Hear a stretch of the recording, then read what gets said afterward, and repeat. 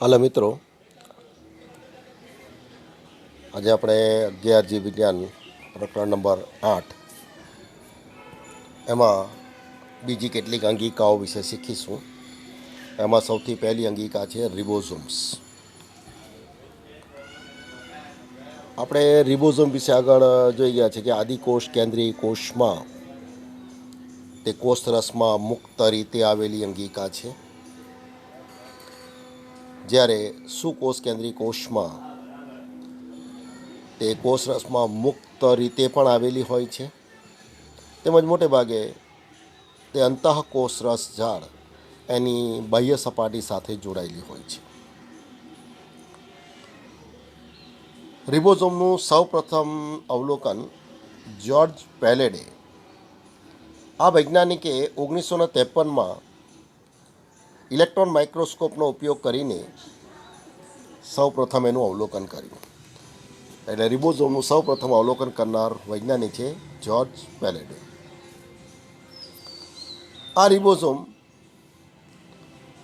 RNA અને કેટલાક પ્રોટીનથી બનેલી અને પટલ વિહીન અંગિકા છે.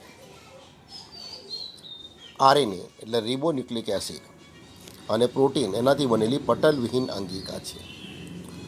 અને આપણે જોઈ ગયા કે એનું જે કદ છે સ્વેડબર્ગ એકમમાં માપવામાં આવે છે. એને એસ સંજ્ઞા વડે દર્શાવવામાં આવે છે. આદિકોષ કેન્દ્રીય કોષની અંદર આ રિબોઝોમનું કદ આપણે જોઈ ગયા 70S 70 સ્વેડબર્ગ કદ, જ્યારે સુકોષ કેન્દ્રીય કોષમાં એનું કદ આપણે જોઈ ગયા 80 સ્વેડબર્ગ. તો આ જે સ્વેડબર્ગ એકમ એના અવસાદનના પ્રમાણને રજૂ કરે છે, તે કદ અને ઘનતાનું માપ છે એનું.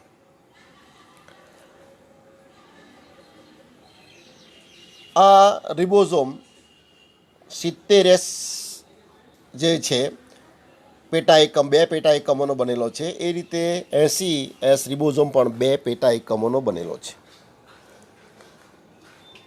બંને 2 પેટા એકમોના બનેલા છે. એક પેટા એકમનું કદ નાનું હોય છે, એક પેટા એકમનું કદ મોટું હોય છે. આ ઉપરાંત આપણે જોઈએ કેટલીક અંગિકાઓ પણ પોતાના સ્વતંત્ર રિબોઝોમ ધરાવે છે. જેવું કે આપણે હરિતકણમાં જોઈ ગયા, કણાભસૂત્રમાં જોઈ ગયા. તો હરિતકણ, કણાભસૂત્ર આવી અંગિકાઓ પણ પોતાના સ્વતંત્ર રિબોઝોમ ધરાવે છે. ભલે સુકોષ કેન્દ્રીય કોષમાં આવેલી અંગિકા છે, પણ આ હરિતકણ અને કણાભસૂત્રમાં આવેલા રિબોઝોમ જે કોષરસમાં આવેલા ETS 80 સ્વેડબર્ગ કદ કરતાં નાના હોય છે, એટલે કે 70 સ્વેડબર્ગ કદના હોય છે. અને આ રિબોઝોમ વિશે આગળ જોઈ ગયા છે આપણે કે પ્રોટીન સંશ્લેષણ સાથે એ સંકળાયેલી અંગિકા છે. આગળ આપણે સુકોષ કેન્દ્રીય કોષમાં અંતઃકોષરસ ઝાડ વિશે જોઈ ગયા કે અંતઃકોષરસ ઝાડની બાહ્ય સપાટી પર રિબોઝોમ નામની અંગિકા જોડાયેલી હોય તો કણિકામય સપાટીવાળી અંતઃકોષરસ ઝાડ, જેને આપણે રફ એન્ડોપ્લાઝમિક રેટિક્યુલમ તરીકે ઓળખી ગયા, અને પ્રોટીન સંશ્લેષણ થતું હોય તે કોષમાં એનું પ્રમાણ વધારે હોય છે, જોઈ ગયા આપણે અહીંયા. હવે રિબોઝોમ પછી બીજો એક નાનો પ્રશ્ન છે, કોષરસ કંકાલ, તેના ઘટકો અને તેના કાર્યો. તો કોષરસ કંકાલ કોને કહેવાય? તો જે રીતે પ્રાણીઓમાં આધાર અને આકાર આપવા માટે, માળખું જાળવી રાખવા માટે કંકાલ તંત્ર જેવી રચના જોવા મળે છે, તે જ રીતે કોષમાં પણ પ્રોટીનના તંતુઓની બનેલી જાળીદાર રચના જોવા મળે છે, જેને કોષરસ કંકાલ કહે છે, જે કોષને યાંત્રિક મજબૂતાઈ આપે છે, કોષની ચલિતતા અને કોષનો આકાર જાળવી રાખવા સાથે સંકળાયેલ છે. આ કોષરસ કંકાલની જે રચના છે 3 પ્રકારના તંતુઓ વડે થયેલી હોય છે. પહેલા છે સૂક્ષ્મ તંતુઓ, બીજું છે સૂક્ષ્મ નલિકાઓ, અને ત્રીજા પ્રકારના તંતુ છે જેને મધ્યવર્તી તંતુ તરીકે ઓળખવામાં આવે છે. હવે આ કયા તંતુઓ શાના બનેલા છે અને શું કાર્ય કરે છે એ આપણે જોઈએ. તો સૌથી પહેલાં સૂક્ષ્મ તંતુઓ જે એક્ટિન જેવા પ્રોટીનના બનેલા હોય છે અને આ તંતુઓ છૂટાછવાયા કે જાડી સ્વરૂપમાં અથવા સમાંતર રીતે ગોઠવાયેલા હોય છે. તો અહીંયા સૂક્ષ્મ તંતુઓ કયા પ્રોટીનના બનેલા હોય છે એક માર્કમાં પ્રશ્ન પૂછાય છે. આ સૂક્ષ્મ તંતુઓનું કાર્ય આપણે જોઈએ તો અમીબીય ગતિ એટલે અમીબા જે રીતે હલનચલન કરે છે, જીવરસનું ભ્રમણ અથવા દ્રવ્યોનું સ્થળાંતર, આ રીતે એ કોષીય ગતિ કે કોષીય સ્વરૂપ ફેરફાર સાથે તે સંકળાયેલા છે. બીજું આપણે જોઈએ સૂક્ષ્મ નલિકાઓ. તો સૂક્ષ્મ નલિકાઓ ગોળાકાર પ્રોટીન ટ્યુબ્યુલિનની બનેલી હોય છે. તો ગોળાકાર ટ્યુબ્યુલિન પ્રકારના પ્રોટીનની બનેલી પોલી નલિકાઓ છે, તેઓ કોષનો આકાર જાળવવામાં, કોષીય ગતિ અને દ્રવ્યોના કોષીય વહનમાં એ મદદરૂપ થાય છે. એ ઉપરાંત રંગસૂત્ર જ્યારે કોષ વિભાજન થાય છે ત્યારે રંગસૂત્રના સ્થળાંતર માટે પણ તે જરૂરી છે. તો આ રીતે કોષીય ગતિ કોષનો આકાર જાળવવામાં અને રંગસૂત્રના સ્થળાંતર માટે જે જવાબદાર કોષરસ કંકાલ છે એ સૂક્ષ્મ નલિકાઓ છે. અને ત્રીજા પ્રકાર જોઈએ તો મધ્યવર્તી તંતુઓ, જે મજબૂત અને ટકાઉ પ્રોટીનના બનેલા તંતુઓ છે. આ તંતુઓ એકબીજા સાથે જોડાઈને બાસ્કેટ જેવી છાબડી જેવી રચના બનાવે છે અને અન્ય તંતુઓને આધાર આપવાનું કાર્ય કરે છે. તો આ રીતે કોષરસમાં આવેલા કેટલાક વિશિષ્ટ પ્રોટીન એના તંતુઓ એકબીજા સાથે જોડાઈને આ રીતે 3 પ્રકારના તંતુઓની રચના કરે છે, જે કોષીય ગતિ, દ્રવ્યોનું વહન, રંગસૂત્રનું સ્થળાંતર અને કોષીય આકાર જાળવવા માટે મદદરૂપ છે. તો આ રીતે કોષરસ કંકાલ આપણે જોઈ ગયા. હવે ત્રીજો અને મહત્વનો પ્રશ્ન આપણે જોઈએ, પક્ષ્મ અને કશા એની સૂક્ષ્મ રચના. તો પક્ષ્મ અને કશા શું છે? તો આપણે જોઈએ કેટલાક સજીવોમાં હલનચલન કરવા માટે કોષરસ સ્તરમાંથી બહારની તરફ ઉદ્ભવેલી કેટલીક રચનાઓ જોવા મળે છે અને આ રચનાઓ છે પક્ષ્મ અને કશા. તો પક્ષ્મ અને કશા આ બંને કોષરસ પટલના બહિર્વૃત્ત ભેદ છે, એટલે કે કોષરસ પટલમાંથી બહારની તરફ ઉદ્ભવતી રચનાઓ છે. પક્ષ્મ અને કશા બેમાં શું ફેર છે? તો સૌથી પહેલાં આપણે લઈએ પક્ષ્મ. તો પક્ષ્મ એ કદમાં નાના હોય છે, એટલે સૂક્ષ્મ રચના સ્વરૂપે છે, ઘણી બધી સંખ્યામાં આવેલા હોય છે અને તે હલનચલન માટે હલેસા જેવું કાર્ય કરે છે કે જેથી કોષ અને તેની આજુબાજુ જોવા મળતા પ્રવાહીમાં ગતિ કરવામાં એ સહાયક બને છે.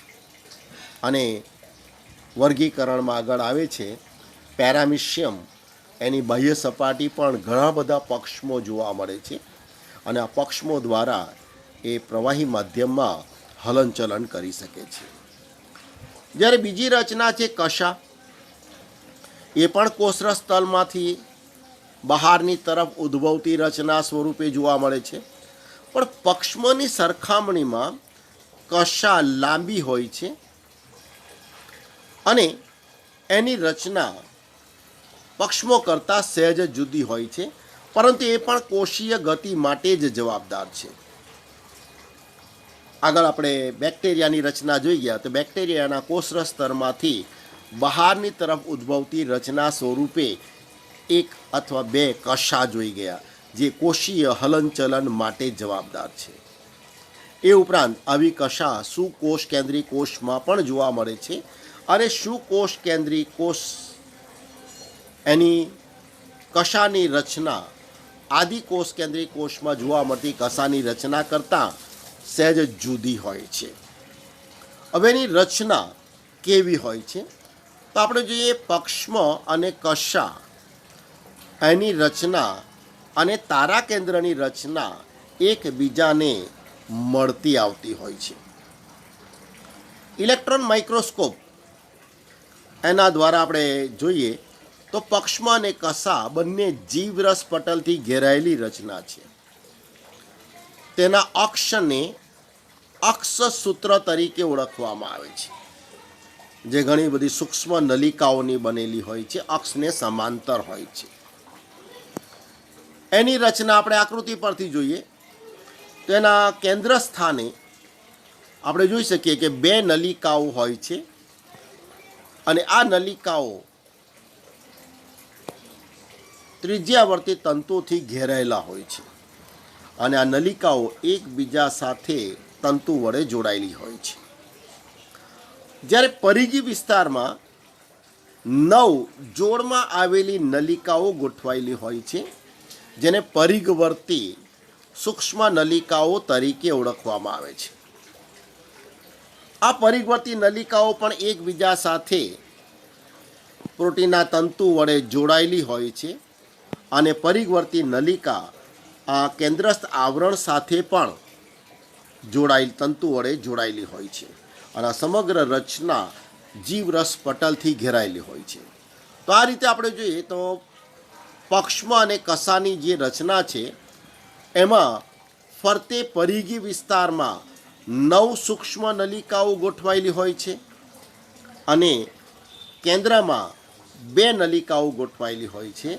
તો અક્ષસૂત્રની આ જે નલિકાઓ છે એની આવી ગોઠવણીને 9+2ની ગોઠવણી તરીકે ઓળખવામાં આવે છે. જ્યારે તારા કેન્દ્રની અંદર પરિઘી વિસ્તારમાં 9 જોડમાં આવેલી નલિકા છે, એમાં 3 નલિકાઓનો સમૂહ જેને ત્રેખડા કહેવાય, પરંતુ કેન્દ્રમાં ઉપનલિકાઓ હોતી નથી. એટલે પરિઘી વિસ્તારમાં 9, મધ્યમાં કોઈ નલિકા હોતી નથી. એટલે તારા કેન્દ્રમાં 9+0ની ગોઠવણી હોય છે, જ્યારે પક્ષમાં અને કશા એમાં 9+2ની ગોઠવણી હોય છે. અહીંયા આપણે જોઈ ગયા કે કેન્દ્રસ્થ નલિકા સેતુ વડે એકબીજા સાથે જોડાયેલી છે, કેન્દ્રસ્થ આવરણ વડે ઘેરાયેલી હોય છે, આકૃતિમાં જોઈ ગયા. અને પ્રત્યેક પરિઘી નલિકાની જોડ પણ ત્રિજ્યાવર્તી તંતુ વડે કેન્દ્રસ્થ નલિકા સાથે જોડાયેલી હોય છે. આ રીતે 9 ત્રિજ્યાવર્તી તંતુઓ બને છે અને પરિઘી વિસ્તારમાં આવેલી નલિકાઓ પણ એકબીજા સાથે જોડાયેલી હોય છે. તો આકૃતિમાં ફરી જોઈ લઈએ આપણે. ફરતે જીવરસ પટલથી ઘેરાયેલી હોય છે, 9+2ની રચના, એટલે પરિઘ વિસ્તારમાં જોડમાં આવેલી 9 નલિકાઓ એનો સમૂહ જોવા મળે છે. કેન્દ્ર સ્થાને સૂક્ષ્મ નલિકાઓની સંખ્યા છે 2, એટલે 9+2ની રચના છે. આ કેન્દ્રસ્થ નલિકા કેન્દ્રસ્થ આવરણ વડે ઘેરાયેલી હોય છે અને એકબીજા સાથે તંતુ વડે જોડાયેલી હોય છે. અને પરિઘવર્તી નલિકાઓ પણ અર્ય તંતુ વડે કેન્દ્રસ્થ આવરણ સાથે જોડાયેલી હોય એટલે 9 અર્ય તંતુની રચના પણ બને છે. તો આ રીતે 9+2ની જે રચના બને છે એ પક્ષમ અને કશાની રચના બને છે. એ જ રીતે આપણે જોઈએ તો તારા કેન્દ્રની જે રચના છે એ પણ પક્ષમાં અને કસરાની રચનાને મળતી જ આવતી હોય છે. તારા કેન્દ્ર એનું સ્થાન આપણે જોઈએ તો મોટે ભાગે પ્રાણી કોષમાં હોય છે. વનસ્પતિ કોષમાં તારા કેન્દ્રનો અભાવ હોય છે અને આ તારા કેન્દ્ર તારાકાય તરીકે ઓળખાતી 2 નળાકાર રચનાઓ અને તારા કેન્દ્રની આસપાસ તારા વર્તુળ, એટલે તારા કેન્દ્રની આસપાસ આવેલો જીવરસ એને તારા વર્તુળ તરીકે ઓળખવામાં આવે છે.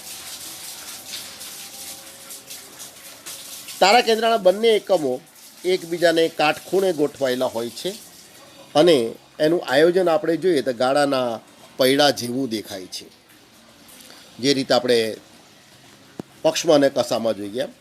તો તારા કેન્દ્રના પરિઘી વિસ્તારમાં પણ લગભગ 9 નલિકાઓ 40° ખૂણે ગોઠવાયેલી 3-3ના સમૂહમાં ગોઠવાયેલી હોય છે, જે ટ્યુબ્યુલિન પ્રોટીનની બનેલી હોય છે અને પ્રત્યેક નલિકા ત્રણ ત્રણના સમૂહમાં હોય છે, એટલે ત્રેખડ ઉપનલિકા અથવા ત્રેખડા તરીકે ઓળખવામાં આવે છે.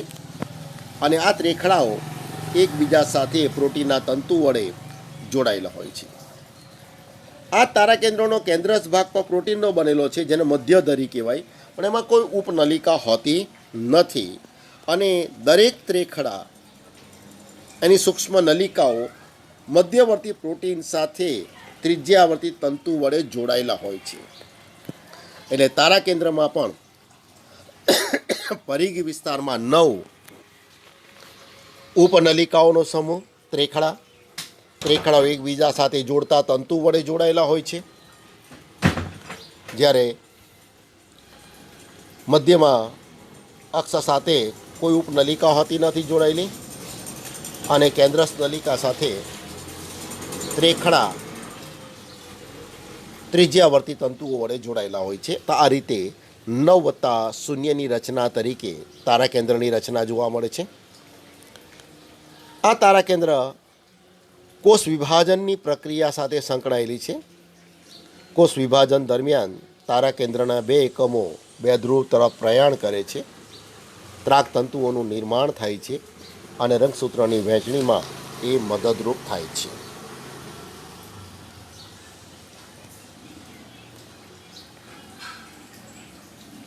Thank you all.